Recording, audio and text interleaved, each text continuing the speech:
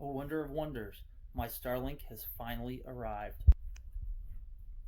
Here it is. Well, at least here's the box. Gotta be perfectly honest with you. This will not be an unboxing video, mainly because it was raining and it was gross the other day. I didn't want to waste time with the unboxing, so it's already all gone. Everything is already installed outside. But there's an empty box for those of you that really like to see a box opened up. It came with all the fun stuff, the power over Ethernet injector, the dish, the stand, the cabling, the router.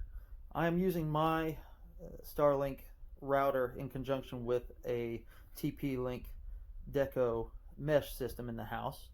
I think it may have caused a few issues in the initial setup, so when you're first setting up your Starlink, don't have it plugged into any other routers. Just let it do its own thing to start, and then add your auxiliary routers in afterwards. But let's take a look outside so you can see the setup I've got for my location. As we can see, I've got my dishy mounted on top of my barn. There are some trees directly to the east.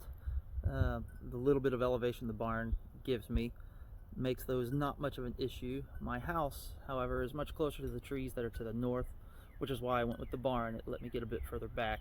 You can see the line that runs from the barn to the house. That's my power drop that goes to my barn. So I simply ran the cable into the loft, followed it back to the house, and drilled another hole in the side of my house and ran the cable through into my wonderful old farmhouse.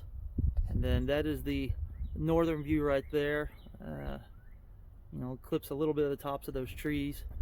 To the west, there are some other trees that get up in there, but they don't seem to be as big a problem. I may eventually take that dish, mount it on a taller post to get it up another 10 to 15 feet, probably a little bit taller than the top of the barn. That way I can get even better signal. Here's a slightly closer view of the dish. I just have it right now screwed to the roof through the tripod legs. Of course, the wire runs through the attic to get up to that service drop that I mentioned earlier. So, standing up here next to my dish, we're going to pull up the check for obstructions tool, and it does show me that there might be some mild obstructions to the east and slightly to the west. Wasn't showing those earlier, but let's just take a peek. And I know why it is saying that, because just to the north it's clipping the tops of some trees there. However, directly to the east I've got some tree branches that come up. I think if I were to raise my dish up another 15 feet, maybe with an elevated mast, that would take care of that problem. Likewise, over here, directly to the west, it's picking up a little bit of those trees right there. But for the most part, the northern view, other than the very tops of those trees, is wide open. And what would a Starlink video be without a speed test? So let's run a quick speed test off of Wi-Fi from inside the house. I've been getting mixed results, but let's see what we have. So running over Wi-Fi right now on my phone. Something may be downloading right now. I need to double check. I'm only pulling about 25, 26. And we can run another back-to-back speed test just to be sure. Uploads. Upload speed is actually pretty decent. 15. Luckily, I don't upload a whole lot. That's not as big an issue for me. I do have to upload some large files for work, but let's do another speed test and see if that was a one-off. Ping rate's sitting around 52. I've been seeing it between 50 and 39. Yeah, the speed test there. I've been hovering between 45 and 60 for the most part, which is right around the low end of what they have promised. That's tolerable. And then once again, upstream is similar.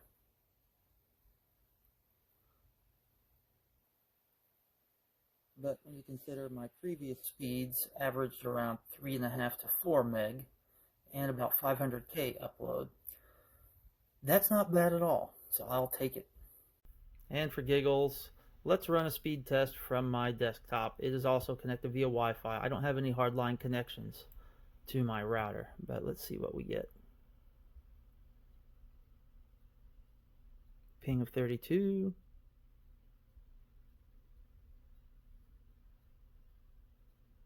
And of course my speeds, they're at the low end of what Starlink promises. Right around 50, give or take. I think I must have something downloading from another device. My kids have 3 different game consoles always downloading updates. So as you can see, the upload is pretty darn consistent. So once again, I usually get 3.5 to 4 meg downstream. So I'm very pleased with this, especially since it's in its early beta stages. So there you have it. The Starlink, it is better than DSL, at least in my area. I am down at the far southwestern end of Indiana. We don't really have any options for internet here except for DSL, direct line of sight wireless, or HughesNet. Direct line of sight wireless doesn't work for me because of the trees around me. HughesNet is garbage, and DSL is pretty much garbage too, but I pay out the nose for it. So I think since Starlink is only going to get better going forward, that this is probably going to be the way to go. We recently launched some new satellites, so we'll see how quickly those improve the network reliability. I've had minimal drops. I think I've got about a 98 to 99% uptime. So there are some occasional drops, but if I'm watching videos or streaming, the buffer takes care of that. Otherwise, if I have to wait 10 seconds and then it reacquires, it's really no longer than I was waiting before whenever my DSL would go out because it was raining or just slow. So I've got to say, so far Starlink is looking pretty good. If you have the chance to get in on the beta, I would recommend it if you don't have any other options.